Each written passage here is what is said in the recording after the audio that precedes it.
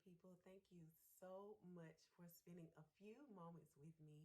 My name is Ebony Walker, and I am excited to just take a little time to share some information about who I am, what I do, and why I do it, which are the three questions that I always ask my guests that participate in Mommy Mondays with me as we discuss different issues and concerns that face parents, people who care for children the most all the time. So, I'm always excited for an opportunity just to really be able to share and provide information in a way that sometimes people don't expect to receive.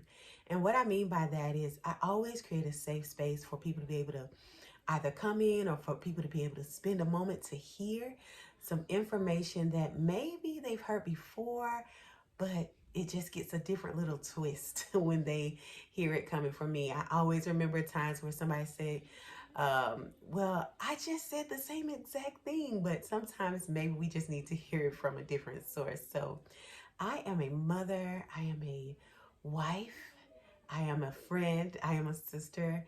I have so many different elements that contribute to who I am and what I do. But right now, in this season of my life, I am a certified coach and marriage mentor. And there are 5 pillars that I call the high five theory that I created that I really focus on in every area and every aspect of what it is that I do as a clarity coach. So, really, what I focus on is here's my high five, right? If you were here, I would just high five you. Mental, physical, emotional, financial, and spiritual development. Those 5 things, either as a foundation, hold us up, or put together with someone else, we can create something really, really good. So I'm just going to share a little bit each day this week about those pillars. And then pull all of that information together so you can have a better understanding of what it is that I provide when I'm working with my clients and sharing information with them. So today, of course, I'm going to talk about the thumbs up, the mental. It's so important that we keep our minds. I have a grandmother. I'm a very faith-based person, and my grandmother, she always used to say things like, "Whoa, I'm just so glad the Lord keeps my mind." And it's one of the things that I've held with me my whole life, being able to understand the importance of keeping my mind.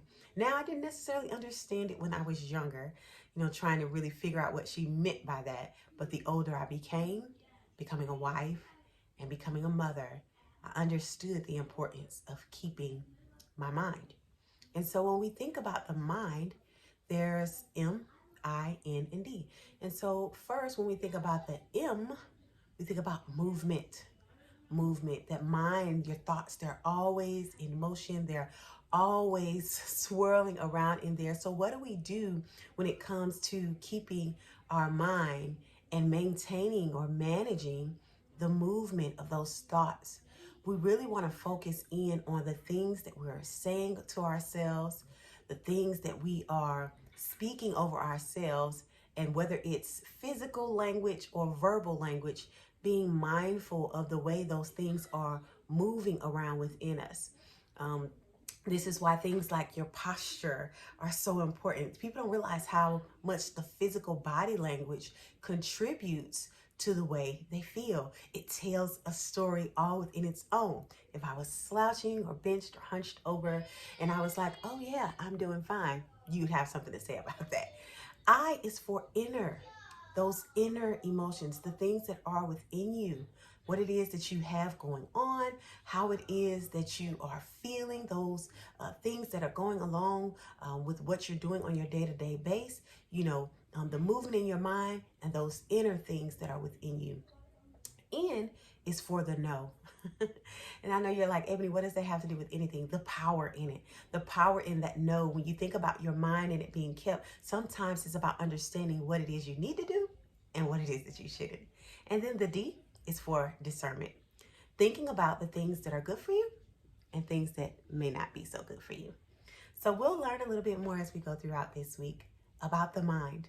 M-I-N-D, movement, inner, movement, inner, your no, and of course, that discernment. I'll talk to you soon. See ya.